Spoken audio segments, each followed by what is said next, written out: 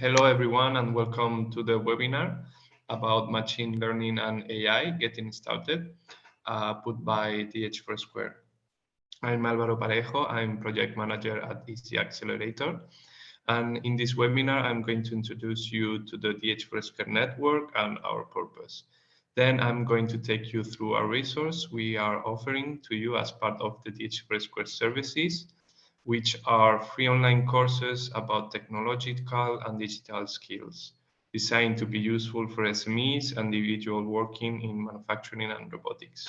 Then I'm going to hand it over to Ed, who is our guest expert and creator of our course Machine Learning and AI.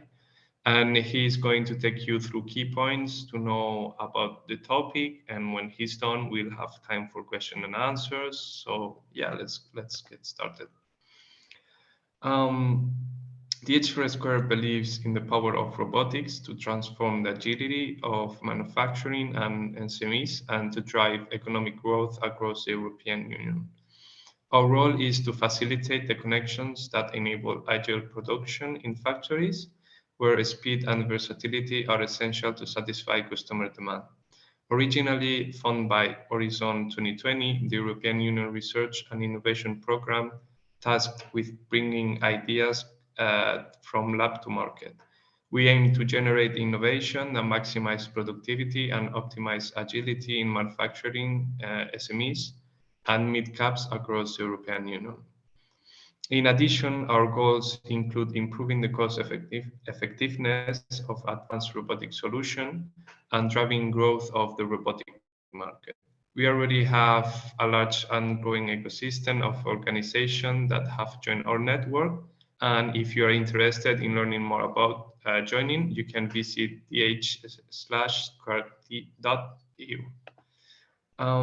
So the DIH² network is managed by a number of different partners from across Europe, and each playing a different role. As I said before, I'm from ISD, a business school for digital era based in Spain. Our role is to provide training courses that are currently open and free for everyone to access. Here in the next slide, you can see the targets and goals. So the objectives of the courses are, as you can see here. We aim to introduce users in the European manufacturing sector to new technologies and ways of work, to teach how to implement those ways of working and to ultimately support the update of innovation in manufacturing SMEs across Europe. You can view our courses via our online platform, dih/square.mooc.ram.eu. You can browse the entire catalog without registering, but if you would like to take a course, you will need to create an account in order to access all didactic materials. It's very quick, it's very easy to create an account, so we encourage everyone here to do so. Here in the next slide, you can see we have a number of courses specifically focused on technology related to manufacturing and robotics. In the next slide, you can see a better overview of what we have on this list. And in the next one, here, digital knowledge and skills. In addition, we have a wide range of courses about digital skills aimed to help you bring your knowledge into the modern world. There are topics covered included agile methodology, data-driven marketing, interface design and usability, and much more. All of our courses feature video, text, and slides, also graphics and interactive learning experience. And many courses also allow you to test your knowledge at the end with a self-assessments. The length of time it takes to complete a course can vary from between 1 hour or less up to 10 hours, depending on the topic. Again, you can access these courses through this link that you can see on your screen. And then in the next slide here, I would like to introduce you to our guest speaker for today, Ed Fernandez. He is a non-executive director, board director, chair audit and risk, early stage VC PE, and on faculty at Northwestern University. He's a board trustee at Polytechnic University in Madrid, And he's with us today to talk about machine learning and AI and getting started. And we are very glad to have him here. So thank you very much, Ed. Thank you, Alvaro. Thank you. So okay. Now we can start. All right. So I believe I'll have something like 30 minutes to make this presentation. Is that right? Yes. Okay, excellent. So let me see if I can share my screen with you, first of all, because I have slides I really need you to see. So give me 1 second.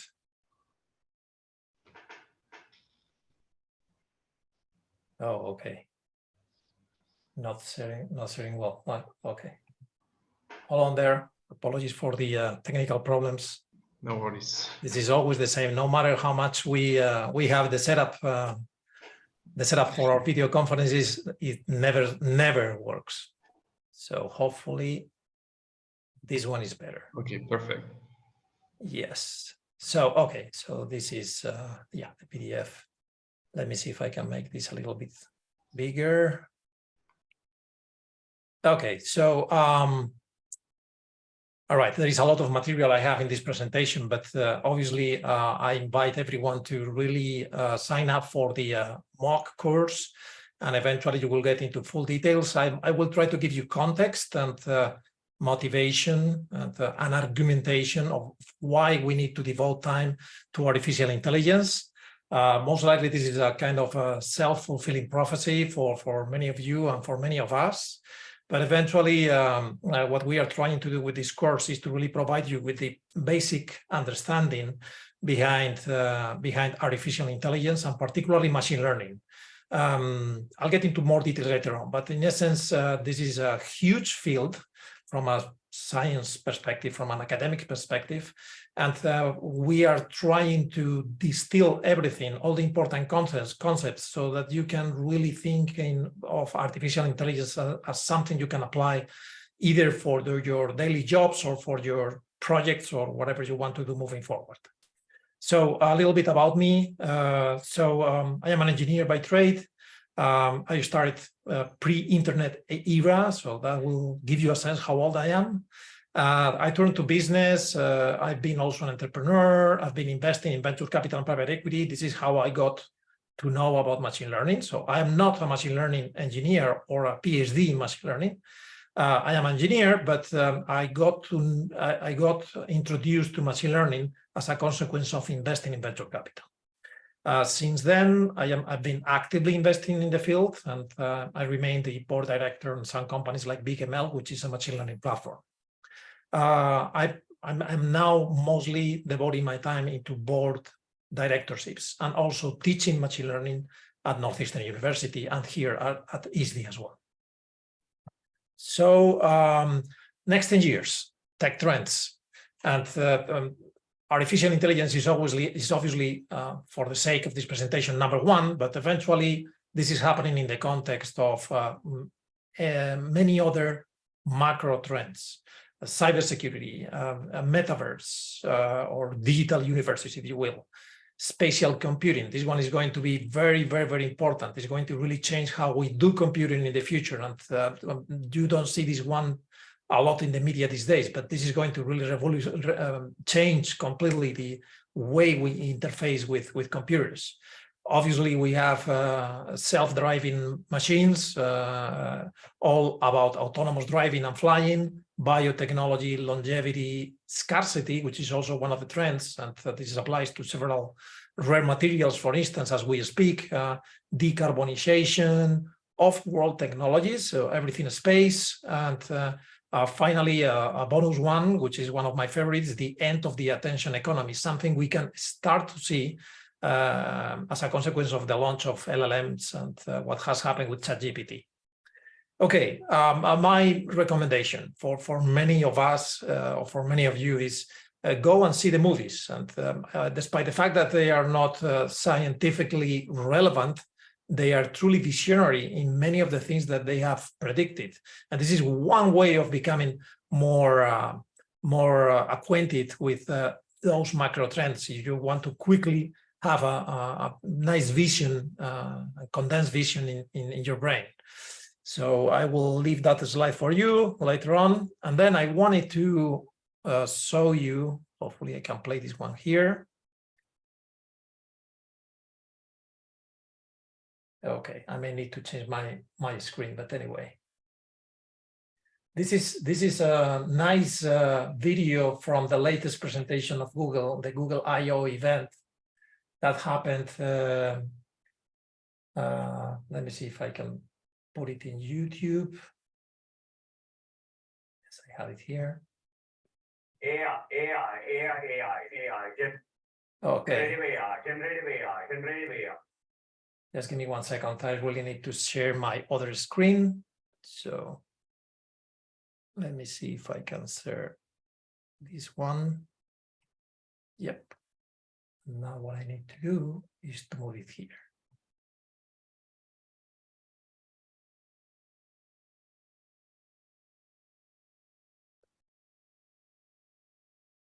No, it's not working. Sorry for that. I'll go back to the previous screen.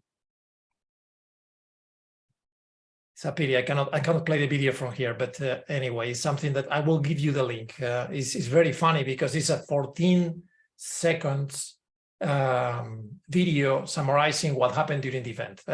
Probably you can listen to it. It's only 14 seconds. So let me see. Yes. AI, generative AI,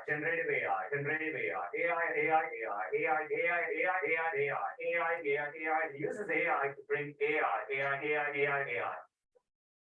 Okay, that was all. 14 seconds. Everything, all that the CEO of Google was saying was based on AI effectively. So this has been really like the memes all around after that presentation, because Google is actually basing all their future strategy in leveraging AI and everything. This is obviously this is also a consequence of what's happened with OpenAI, with Microsoft and ChatGPT, but it's much more than that. They have been working, like many other leading companies, in AI for well over 2 decades, improving their processes. And as a consequence of that, we can start to feel and see and envision what is going to happen in terms of transformation and the new products and new services that will be launched into the market. Okay, let me go back to the slides.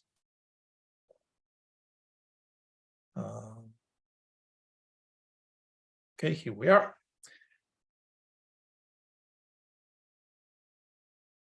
All right, so a quick definition of what artificial intelligence is and what's not. And this is extremely important in order to actually understand where we need to focus our efforts. So AI is all about trying to imitate or implement artificial intelligence as imitation or replication of human intelligence. So it's the theory of developing computer systems that will be able to intelligently perform tasks at human levels. That's essentially the definition. Now, what we do have right now, despite we call it AI, is not true AI in the formal sense. What we do have, and I will insist on this, what we do have is a strong and mature machine learning processes that enable process automation and process optimization. Effectively, we are improving automation and optimization, which are some sort of traditional processes, using machine learning, or using the capability of systems to learn from data. That's what we have today. But we don't have still true intelligence. In all honesty, there has been incredible developments, particularly with large language models, ChatGPT in particular, showing the capability to reason. And this is absolutely new, and this is absolutely brilliant. It's a next step in our ladder towards artificial intelligence, but we are not there. Those systems are not still capable of actually thinking like humans or reasoning like humans. We will get there. And I'm convinced that with the acceleration that we are living these days, we will definitely get there. But it will still take years, probably maybe still a decade or so, in order to really show true human intelligence. For practical purposes, again, what we have today is the capability of automation and optimization of processes using machine learning. And that's the actual definition of artificial intelligence as of today. Okay. Okay. Let me see. Next one. Why is AI important? Remember the 10 macro trends that we saw before in terms of technology waves? AI is one of those waves and is defined by the adoption of technologies associated with artificial intelligence. In the same way that personal computer was also a technology wave, or smartphones, mobility was also a technology wave, GSM, everything that happened in terms of the deploying wireless networks was an adoption wave as well. It took time, it took years for everyone to have a smartphone, to be connected to wireless. It took also years for companies and for people to get a personal computer. So this is no different in that sense. Maybe artificial intelligence will be different because it will be embedded literally everywhere, behind in the back end of every single process. But nevertheless, it requires an adoption process, and particularly there are certain barriers because this is completely a new way of doing software. I will get into more details about it, and this is one of the key topics in the course. We will be explaining why this is a different way of doing software. Instead of the traditional way of making the traditional programming rules, we are now using data in order to extract our own rules using artificial intelligence systems. Okay, so these adoption ways, they actually change everything. They change our culture, they change society. Examples, social media, smartphones. This is definitely something that has changed the way we interact with others, the way we behave. And this is no difference. AI will also change the way we do things, the way we interact with people, with bots, the way we work, the way we think even. Whenever there is a new technology wave, there is change and disruption. And this is very important because typically you will position yourself professionally to benefit from that change and that disruption. New wealth will be created, new companies will be created, the big players will have to transform their organizations, new skills will be required, and this is greenfield for opportunity. So as I mentioned before, it's on your own best interest to keep yourself educated on this set of technologies, and particularly look at the applications and how to use them for your benefit, rather than concentrating on the data scientist part. That will be more for the PhDs and the machine learning engineers and everyone who will be specializing. For people like me, for instance, more business oriented, I am more interested in how I can benefit from the tools and understand the concepts and the drawbacks and the benefits of the different tools out there, the models and the specifics around how to use them and how to benefit from them, in the same way that you will consider any other tool that will benefit your work or even your personal life. All right. Okay, don't believe the hype. As I mentioned before, there is too much hype. The headlines are completely broken. They are clickbait, the majority of them. You really need to dig into the specifics and read a lot of information in order to keep yourself properly informed. And generative AI in particular is not helping at all. You will see more and more headlines even developed by bots with the only intention to keep the eyeballs of the audience maximized. So just keep it simple. Think of AI as a tool. Look for the factual consequences. Look for the facts, for what you can do, what you cannot do, and concentrate on the tools and the industrial offerings that are available out there. That's my recommendation. There is another very famous meme we use in these courses. If it is written in Python, if you see something written in Python, that's probably machine learning. But if it is a PowerPoint, it's probably AI. So again, everything falls under the umbrella of AI. There is a lot of expectations out there. Just forget it. What we really do have is machine learning, mature processes, mature methods mature algorithms and industrial tools, commercial tools to do machine learning. When you apply machine learning to a process is when you see the word popping up like AI, but the actual thing working down there is machine learning. All right. So 3 things you need to know. There is the big area called artificial intelligence. And then what we have there is some smaller circle within, which is called machine learning. And this is a set of algorithms, systems, and methods in order to make machines learn. Then within machine learning, then we have deep learning. And deep learning is, again, a subset of machine learning of a specific family, if you will, of algorithms that we use to develop AI systems.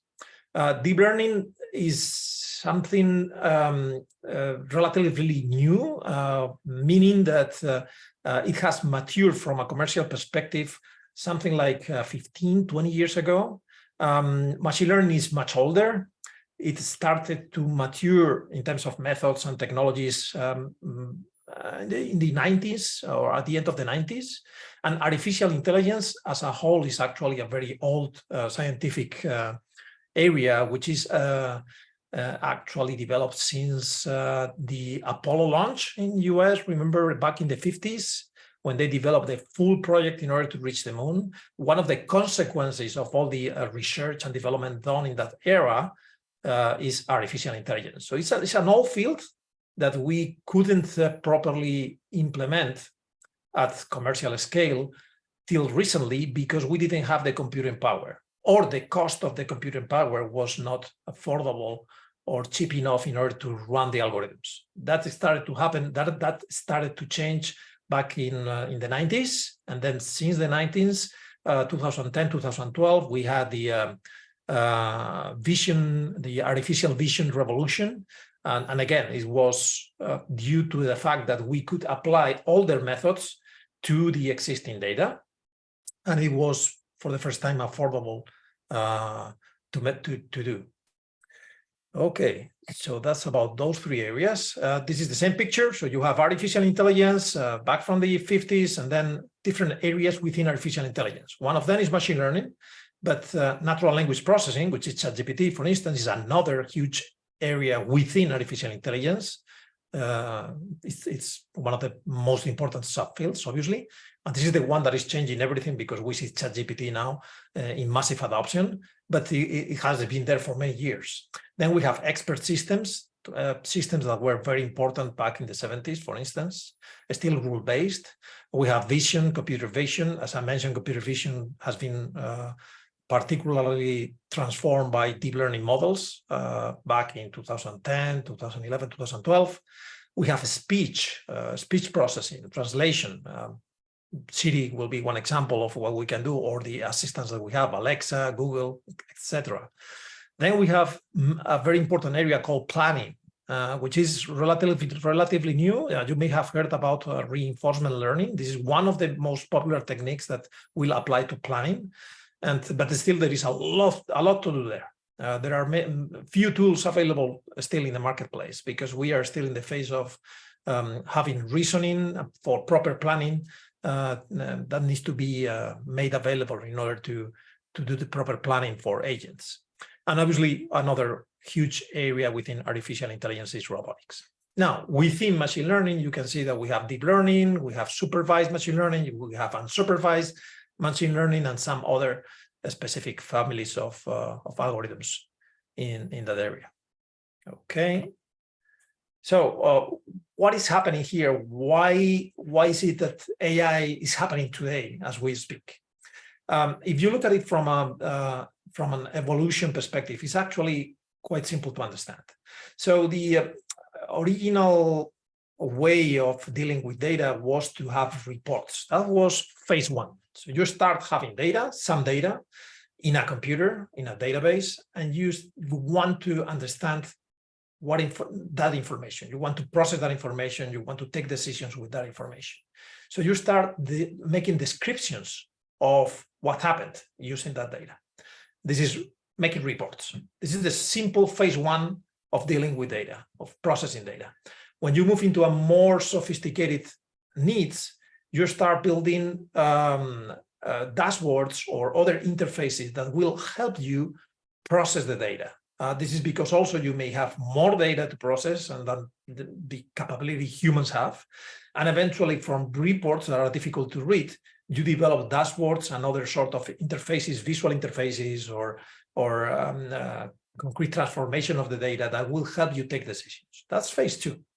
Now, if you go into the next level of sophistication, you start building models. What is a model? Model is an equation, a simple algorithm or an equation that will use data in order to produce an output. That output typically is a prediction. So you have phase 1, phase 2, you have data, historical data, you start processing the data using certain variables or features or dashboards, and then you want to predict what the future will be from that data. You build models for that. And that's what we call the machine learning phase. And this is why I was insisting so much on focusing on this. This is where we are right now. From an industry perspective, everybody's adopting machine learning quickly. Companies are not there yet. They are quickly adopting machine learning, or as fast as they can, because it's not a simple task. But eventually it's where we are today, and where many companies will be still for the future, for the short-term future. The next few years is going to be about making sure that you have the right dashboards from the right data, that you are capable of building the right predictive models, and making sure that those predictions are used in your company. This is where we are. And in the future, what we will have is full automation and full recommendations. That means that a system will be able to take decisions and plan using the output from the predictive models, which again rely on the historical data that a company has. So as you can see, this is a data-driven evolution for anyone, for any company, any process, any project, if you will, in which a simple journey of evolution leads you to use models, to use machine learning, and from there will lead you to use true artificial intelligence systems.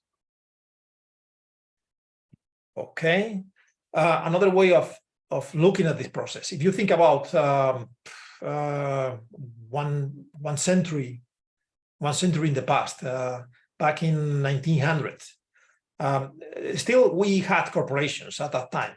Corporations is nothing else than processes, priorities, and people.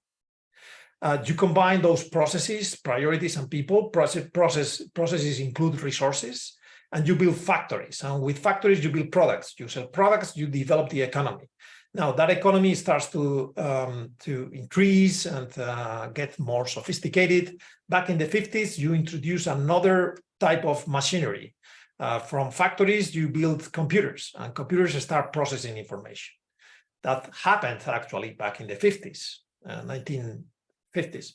And then from there, you move on and you develop software on top of personal computers, and start processing more data. And what is happening is that the people variable in corporations, remember, processes, priorities, and people are corporations. The people is gradually evolving into people plus machines. So everyone is using a personal computer in order to do their job. And eventually, in a foreseeable future, you will see that machines will be able to take decisions by themselves. And this is what very quickly is going to happen. Now, a perfect example is ChatGPT. Many low-level tasks, like writing a letter or suggesting what is the best letter to be written, or processing simple emails or other simple tasks, can definitely be done by a machine with little supervision from a human. That's the first step. The systems and priorities and people will develop in corporations, incorporating those AI systems very quickly in order to optimize and automate processes. Okay, this is the same evolution, now looking a little bit more into some details. Again, we go back to the 50s and we had data, we start processing the data, we prepare better data, clean data, we move into standard reports. That is still phase one. Then from reports and having other systems on top of the reports, visualization, dashboards, etc., you move into BI system, business intelligence systems. From there, you move into, as I mentioned before, machine learning. And this is, you see the dotted line there. This is where we are. Start using machine learning models, developing machine learning models, having predictions, incorporating those predictions in your analytics. That is mostly people-driven still processes, but then very quickly you will be driven into a full new era of machine-driven processes. The machine will have all the information. The machines will be the one that will be able to process huge amounts of information that human brain is not capable of processing. And from there, you will move more into autonomous systems. And again, this is like the logical conclusion from an evolutionary perspective. All right. Okay. So let me see. I don't have a lot of time. Probably I will be finishing with this one, and then I want you to see a video. I don't think we will have time for a demonstration, but you will see that in the course if you sign up for it, because I wanted to give you a sense of how you build a machine learning model in 2 minutes using any commercial tool available. But first, this is a landscape of the different technologies that underline the development of artificial intelligence systems. It's mostly science or academic based, but bear with me here. You see that I have highlighted with a yellow line where we are. And this is very important to understand. What we have today, for instance, in computer vision, in natural language processing, ChatGPT, when we refer to neural networks, deep learning, generative adversarial networks, all those technologies that are in use today are mostly statistical methods, statistical and probabilistic methods of applying machine learning. It doesn't matter if it is supervised or unsupervised or reinforcement learning. Everything is based on statistics and probabilistic methods. And that's a strong limitation. And bear with me here. The point I'm trying to make here is that they are extremely powerful, don't get me wrong. Those methods are behind powerful services like ChatGPT, obviously, but they are not truly intelligence. They just process statistics and probabilistic variables around the data that they have. And those models are, again, extremely effective, but they only know what the statistics can deliver. They cannot properly understand what is the nature of the data. They cannot properly understand what are the cause relationships between the different variables. That's something more sophisticated that we don't have still today. So despite that, we have something so powerful like ChatGPT and large language models, but there is a lot to be done in order to really provide the machine with the ability to understand cause and effect, properly build those relationships, and then reason based on that.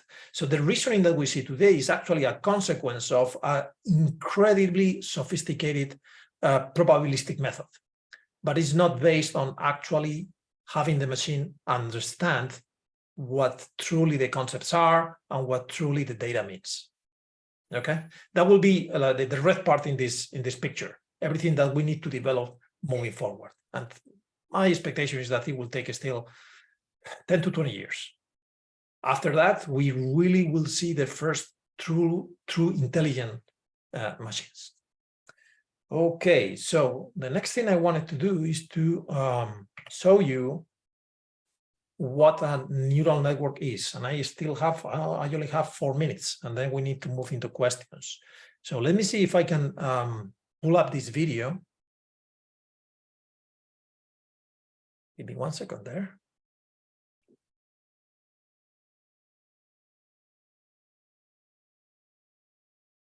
Okay, so I have it in one.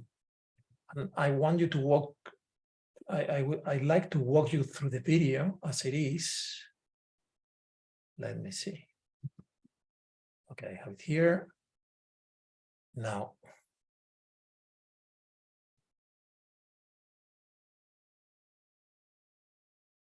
need to share my other screen, my other monitor.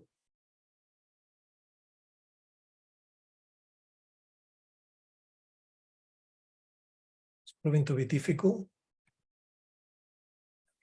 We are here. There we go.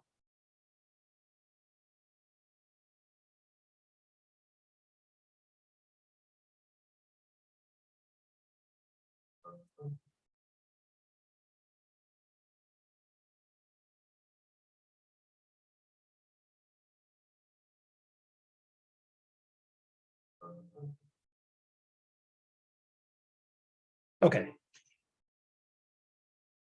These are different algorithms for, or family of algorithms for neural networks. Let me pause it for a second.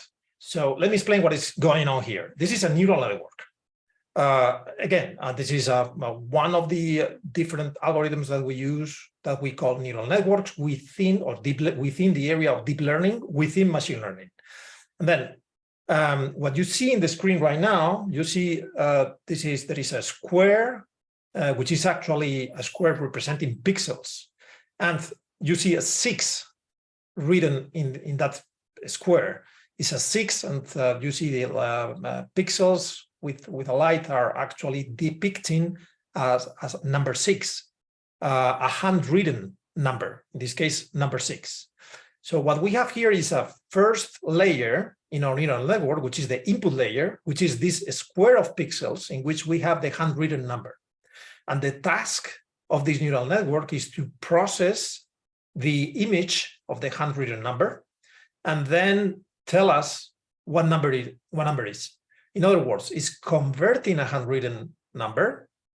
Imagine a paper, a check in the US or something you plan to cash out, and then you are reading numbers or letters even, and then you want to convert that into digits for the computer to process. This is what we are solving here using neural networks. So again, input pixels, which is your handwritten number, and then the output at the end of the neural network will be the digit, the number that has to be recognized.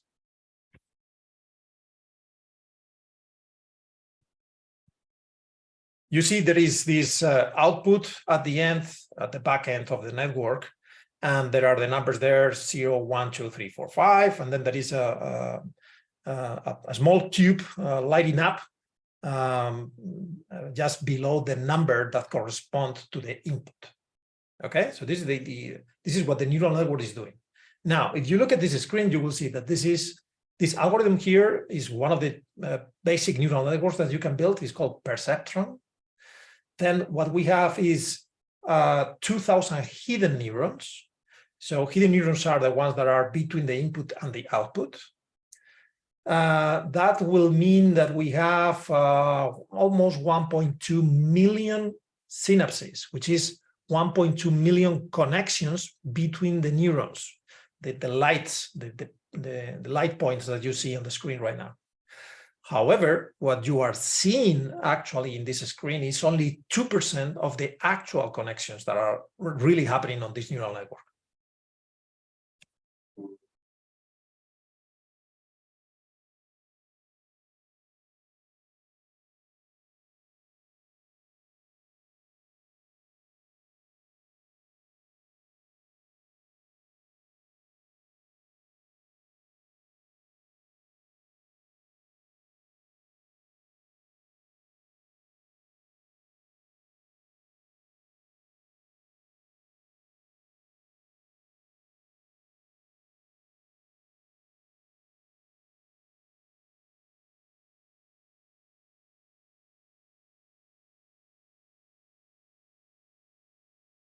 Okay, here we have a different version of this algorithm. You can see that we can see more clearly there are layers in between, or hidden layers in between the input and the output.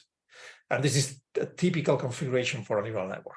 So in essence, what we are doing is we have inputs. From the inputs, we want to have a desired output. And what we do is to train these hidden layers, these neurons in between, and adjust them is called weights, or let's say coefficients. We adjust the coefficients of the network of the neurons in between, so that whenever we present certain input, we get the desired output. And this is the whole process of training a network to be able to solve a task.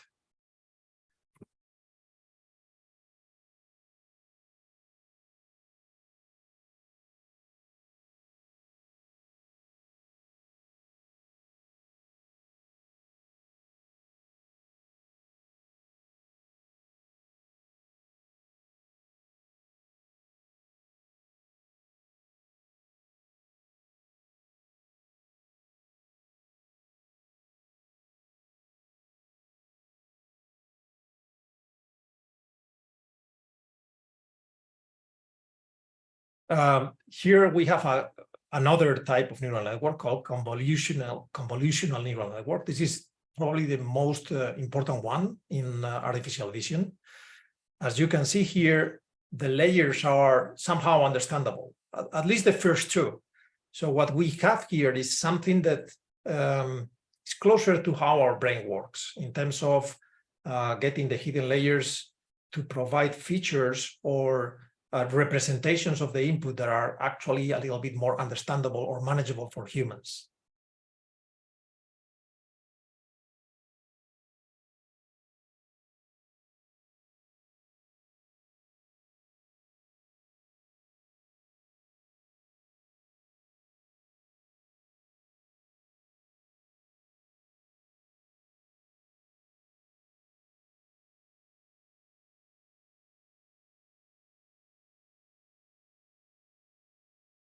Okay, and this is the future. This is my favorite one. This is not in any commercial package. You won't see spiking neural networks used anywhere because they are very difficult to train. But these are more brain-like, if you will, is how they, in theory, should work. But again, extremely difficult to train, not useful from an industrial commercial perspective yet, but definitely the future for machine learning.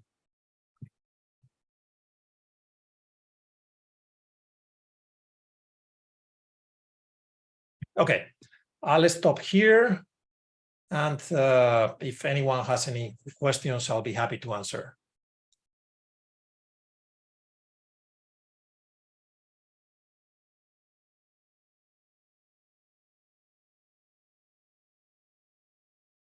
Feel free also to put any questions in the chat room if you want. I'll be also happy to answer them.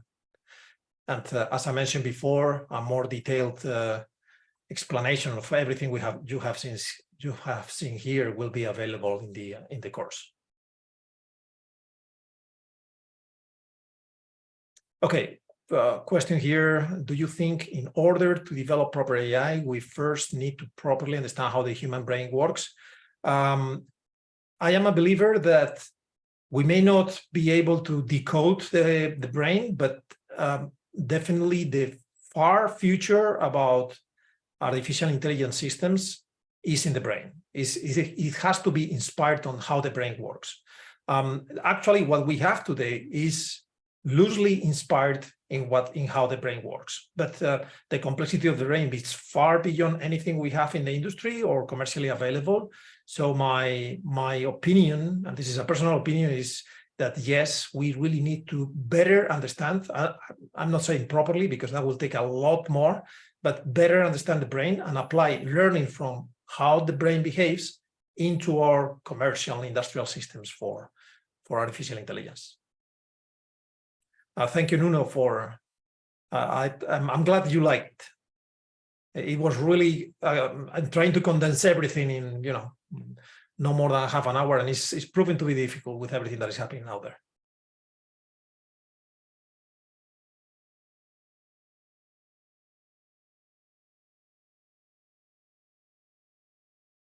Okay, so if there are no more questions, I think we can end the session. Hi, hello, thank you, Ed. Yeah, I think there is not more questions. Nuno said good introduction and quick resume. Yeah, so let's wait one more minute for questions. But either way, it's been a very nice webinar. Thank you very much, Ed, for coming today and giving us this big introduction to machine learning and AI. Quick question, if I may, Alvaro. Now that we have 1 minute still left, if I want to sign up for the course, what do I need to do in practice? You have to sign up in the MOOC platform of DIH², and then there you can access all the courses that there are, even yours. So, oh yeah, I didn't. Ali has a question. If we can exactly, open yeah. for I'm him. going to turn him into a panelist so he can open his mic. I think he prefers speaking than chatting. There you go. Yes, I think I prefer asking questions in person. Thank you very much. And it was very nice presentation. And I understand and agree that with this, what is going on out there on the AI, and everyone is talking about, and everyone is wondering where it can is. You condensed it in a very well, and I think you managed to even show like really a practical example. It was very good because I think many of the people here are not really technical experts, so they might find it very informative. But one thing I would like to get your opinion on is that when we think about AI, for example, ChatGPT, everybody knows and everybody talks about, but that's basically if the ChatGPT makes a mistake, it gives you a wrong answer. It doesn't actually makes a big problem. Google use AI to show advertisement to the people on there, and if it shows the wrong advertisement, it doesn't. But on the other hand, the Tesla car, for example, Google says that their accuracy is like 70%. Right. Tesla says that they can detect a human being, their car can detect a human being over 99% of the time, but that's very bad. It is. Yes. Think about the 1%. Yeah. So 70% can be very good accuracy, and 99.99 can be very bad in some. So my question is that when we talk about AI implementation on the machines themselves, so first of all, the AI has to be really certain. We have to either because it's probabilistic, as you said.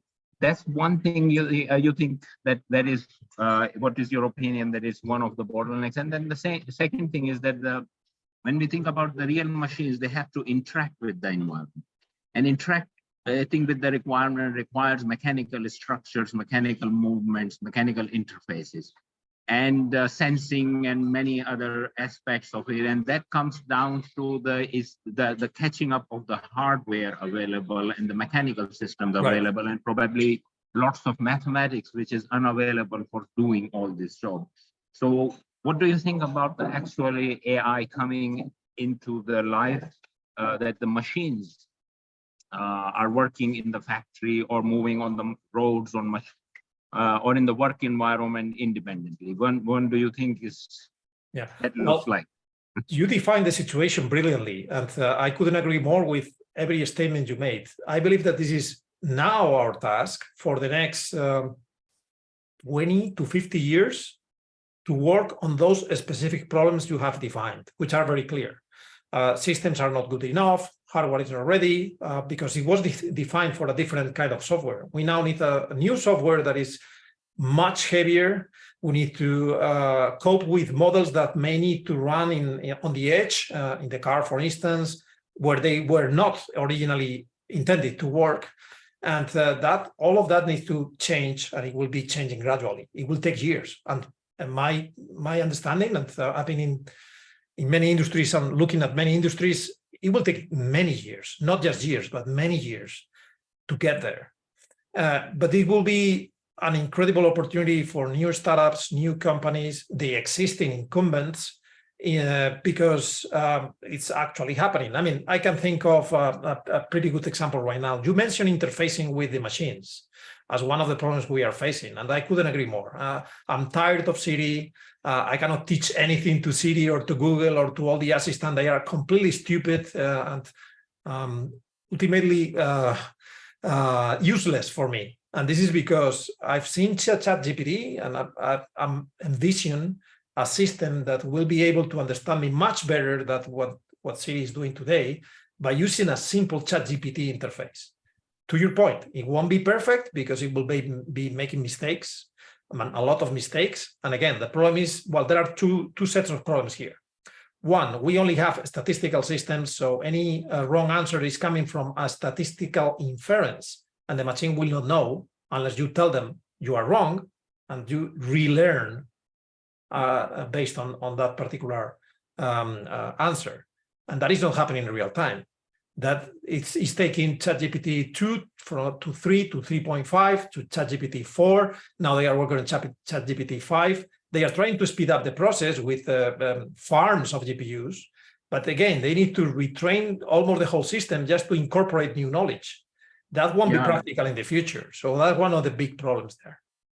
I think with the ChatGPT, there are two. First of all, I think there is not lots of people are providing the corrective input. They are just using it to get whatever it provides. Exactly. That's one of the flaw.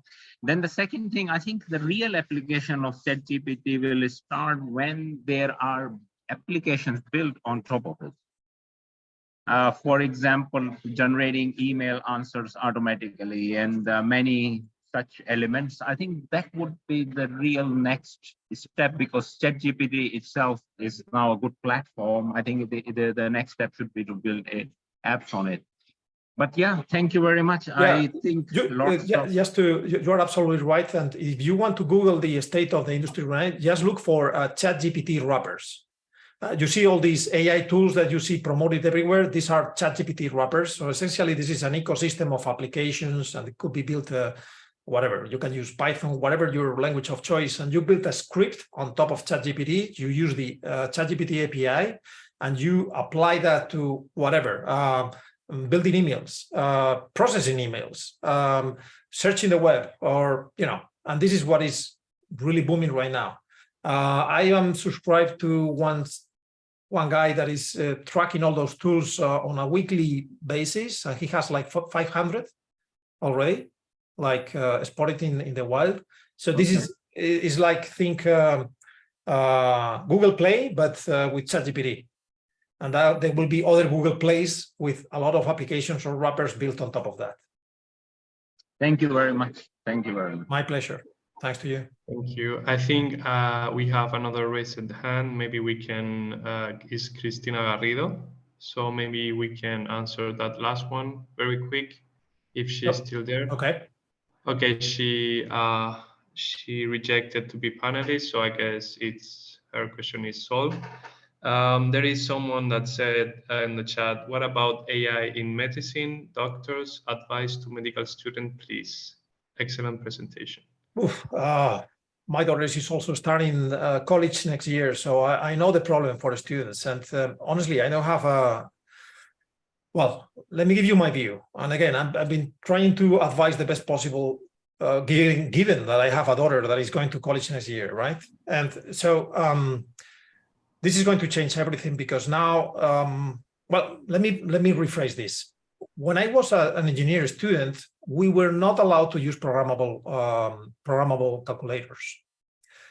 We could only use simple calculators. And the expectation was that we knew the equations by memory, and we could apply and do our differentiation or integration by using the methods we were taught. I guess that today this is different, and you can eventually use in certain engineering degrees programmable calculators and even computers. Specifically, if you are master's degree or above your master's degree, for instance, if you are doing a PhD, you can use whatever tools are available. This is what I envision. I envision that you will no longer need to effectively do anything of the traditional calculation we did in the past. There will be a ChatGPT, not this ChatGPT, but a version of the ChatGPT that will be awesome at engineering or at whatever you are studying. If you are studying medicine, there will be a ChatGPT for medicine that you can use as your co-pilot in order to solve more complex problems. I like to think of this as a junior assistant. You will have a junior doctor with you, even while you are a student, that will help you and assist you with some of the tasks that a normal doctor has. And the idea is that you reach eventually you are sitting with a patient, you are trying to solve a medical problem, and you get to a conclusion, you get to a solution to the problem faster and more efficiently than if you are not using a copilot. And that's how we need to think of this. It's like the super calculator that was forbidden in the past, it will be allowed in the future, and it will be with every one of us. It's just as simple as that. It will take time because it's breaking all the existing legacy processes. So I remember that we were having already the first personal computers when I was studying engineering, but they were not allowed to be used. Programmable computers were also coming to the market. We were not allowed to be used, but eventually they got in 3 or 4 years, they were available everywhere. So it took maybe for the universities a 5-year cycle to really start adapting. That's what will happen if you are a student today. You will have to be very careful because if they don't allow you to use these tools, you should still use them in your real life projects or in parallel so that you don't miss the chance to be and remain competitive with anyone that is using those tools in the wild. So it's our responsibility as students to both keep with the curriculum that we are instructed, as well as keep up with the tools for our jobs to remain competitive. It's as simple as that. By the way, I'm a professor myself, so I'm encouraging every student to use ChatGPT, whatever they are doing. What I demand from my students is that they check the answers, factual check that this is the right answer they want to provide as a result, and that is actually working and is not made up. So I'm not asking them to, spend a lot of time building everything by themselves. They can use ChatGPT as a tool, but then they are responsible of the output in front of the problem we are trying to solve. As simple as that. Perfect. Thank you very much, Ed. That was a very good explanation to the questions. There is people giving you thank you for being very clear. So I'm afraid we are running out of time, so we have to end this webinar here. But thank you very much, Ed, for coming. You have the record for assistant on all the webinars we had. Really? So congratulations for that. Okay. And please, as you can see in the screen, follow us on Twitter and on LinkedIn to new next webinars. We have 2 more left by the end of this month. And yeah, thank you everyone for coming. And again, thank you very much, Ed, for giving this webinar today. Thank you all. And thank you, Alvaro, for organizing everything. Perfect. Bye now. Thank you. Bye-bye. Thank you, everyone. Bye-bye. Thank you. Bye.